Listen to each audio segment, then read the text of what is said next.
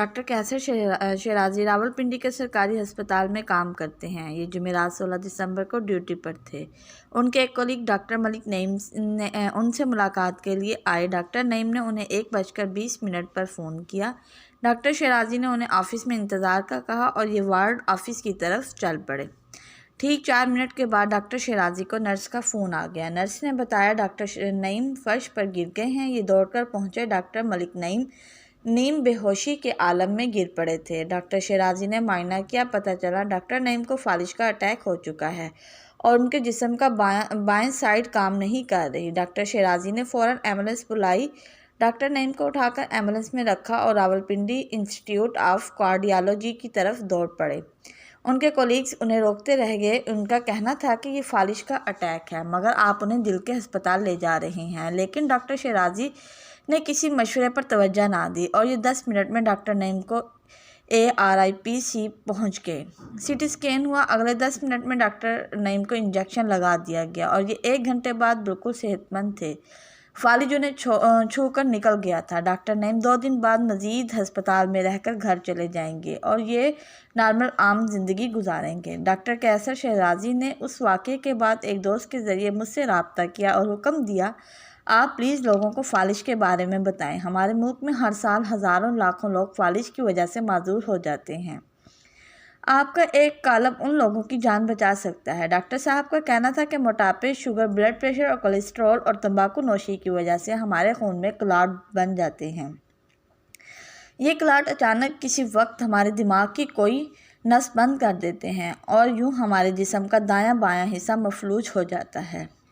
Medical science میں اس حملے کو فالج کہتے ہیں اور یہ چند سیکنڈز میں کسی بھی شخص کو ہو سکتا ہے اور وہ شخص باقی زندگی بستر تک معذور ہو جاتا ہے۔ وہ کھانے اور واش روم کے لیے بھی دوسروں کا محتاج ہو جاتا ہے۔ دنیا میں چند سال پہلے تک فالج کا کوئی علاج نہیں تھا، لیکن پھر میڈیکل سائنس نے فالج کا علاج دریافت کر لیا۔ اب ایک انجیکشن آ چکا ہے۔ مریض کو اگر یہ انجیکشن فالج کے حملے کے 2 گھنٹے کے اندر لگا دیا جائے تو اس کے دماغ کا کلاٹ ختم ہو جاتا ہے اور یہ دوبارہ نارمل زندگی گزارنے کے قابل بن جاتا ہے۔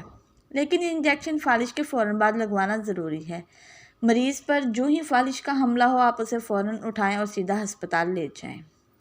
ڈاکٹر سی ٹی اسکین کریں گے اور اگر دماغ کی نس پھٹی ہے تو اسے انجیکشن لگا دیا جائے گا اور مریض چند گھنٹوں میں صحت یاب ہو جائے گا۔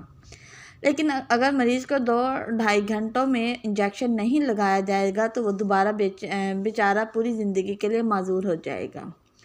اس انجیکشن کے بارے میں جاننا تھا کہ لہٰذا میں نے ڈاکٹر نعیم کو اٹھایا اور سیدھا RIC سے لے گیا اور یوں ان کی زندگی اور جسم دونوں بچ گئے۔ میں نے ڈاکٹر شیرازی سے پوچھا، کیا یہ انجیکشن ہر ہسپتال میں دستیاب ہے؟ ان کا جواب تھا، نہیں، یہ پورا ٹریٹمنٹ ہوتا ہے اور یہ صرف چند بڑے ہسپتالوں میں ممکن ہے۔ اسلام آباد میں شفا ہسپتال اور راولپنڈی میں RIC میں دستیاب ہے۔ شفا پرائیویٹ ہسپتال ہے، وہاں یہ علاج مہنگا ہوتا ہے، جبکہ RIC میں مریض مفت علاج ہو جاتا ہے۔ میں نے پوچھا، مریض اگر پرائیویٹ علاج کرائے تو کتنا خرچ آتا ہے؟ وہ بولے 15 سے 20 لاکھ روپے۔ میں نے پوچھا اور RIC میں؟ وہ بولے یہ علاج فری ہے، مریض جائے اور چند لمحوں میں اس کا علاج شروع ہو جائے گا۔ میں نے ہنس کر پوچھا اور ڈاکٹر شیرازی نے ہنس کر جواب دیا۔ یہ دونوں راولپنڈی کو RIC میں نے پوچھا، کیا یہ علاج ملک کے دوسرے حصوں میں بھی موجود ہے؟ ڈاکٹر صاحب کا جواب تھا، یہ تمام بڑے شہروں میں دستیاب ہے۔